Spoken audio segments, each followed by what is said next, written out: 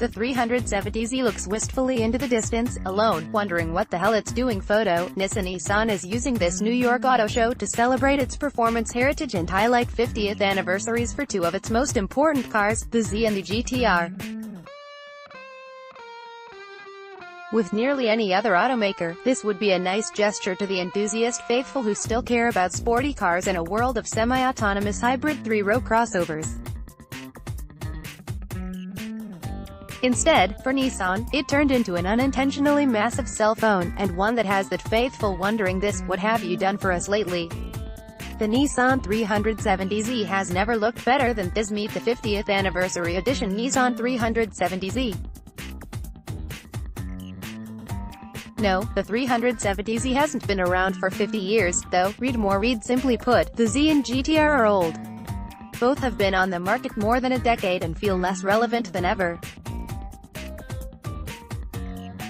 Instead of all new versions of both ready to do battle with the most modern sports cars, which Nissan fans clearly want, what we got were enhancements to one already very fast, very expensive car and a fancy paint scheme for another. And it speaks to one of Nissan's biggest problems at the moment: what is this brand and who is it for anymore? Yesterday, I was adamant that the 50th anniversary 370Z was a good-looking design. I still am, to be sure. If I were to buy a brand new 370Z right now, I would absolutely want it to have badass throwback red and white brie livery. That car will be a major crowd pleaser at Litwood in a couple decades.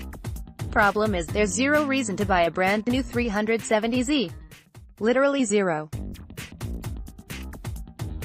You may find appeal in its design, or its beefy naturally aspirated V6, or its manual gearbox, or the fact that having been in production since 2009, there are many old-school aspects to it that you'll find appealing in today's tech-laden world. Advertisement. I'd argue enthusiasts can't have it both ways, bemoaning how old the 370Z is, and complaining about how overly complicated and infotainment screen new cars are, but that's an argument for another day. So if that's the case and you do want a 370Z, buy used. Period. End of story. Save yourself several $1,000s and get a pre-owned 2012 or 2016 or even 2018 model. And there's certainly a case for the Z on the used lot. Where else are you going to get a rear-wheel drive, Japanese sports car with a manual and north of 300 horsepower? But you do not need to spend $31,000, at a minimum, for this car in 2019, and no amount of stripes and Alcantara will change that. Advertisement. There's also something said about the fact that the 50th anniversary edition Z is the same car as the 40th anniversary edition Z. This is some C3 Corvette kinda shit, and I don't mean that in any kind of nice way. Let's bring up another performance car that debuted this week as a case study, the 2020 Ford Mustang with the 2.3L high-performance package. Historically, the Z was more a competitor to the V8 Mustang, but I don't think you can make that case anymore. Advertisement. This is the four-cylinder 2020 Ford Mustang you want. It is my very strong opinion that if you were to buy a new Ford Mustang, you should try your very read. This Mustang, though it's down 2 cylinders to the Z, has the same amount of horsepower but a whopping 80 more lb-ft of torque. Its automatic has 10 gears to the Z's 7. It's vastly superior on fuel economy, has better tech and a vastly more modern interior, all for about the same price.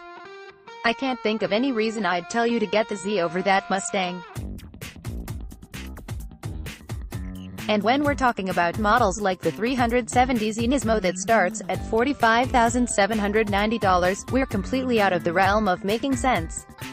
Assuming the 370Z sticks around another year or two, it will in its life have seen the Toyota 86 and Subaru BRZ come and go. It will have seen the C7 Corvette launch, and then go mid-engined entirely. 3 generations of Porsche 911, the life and death of the Genesis Coupe. It will have seen the new Supra, a new Miata, a new Fiat Spider, a new Camaro, along with countless other go-fast BMWs and Benzes and hot hatchbacks and so on. Advertisement. The point is, it's old, and for Nissan to turn the New York Auto Show into a showcase of the legacy of its performance cars is kind of disingenuous. If anything now it's a monument to how those cars have languished. The GTR, at least, fares a little better. I reviewed one last year and was delighted to find that while it's showing its age in a few areas, it's still brutally fast, among the fastest cars on Earth. It's an old Nissan that can still show up AMGs and Porsches and Ferraris, and the latest round of improvements is a solid one.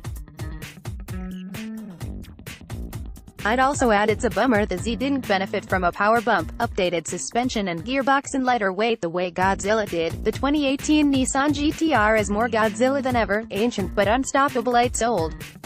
It weighs as much as a house. It's not relevant anymore. It's expensive, for a Nissan.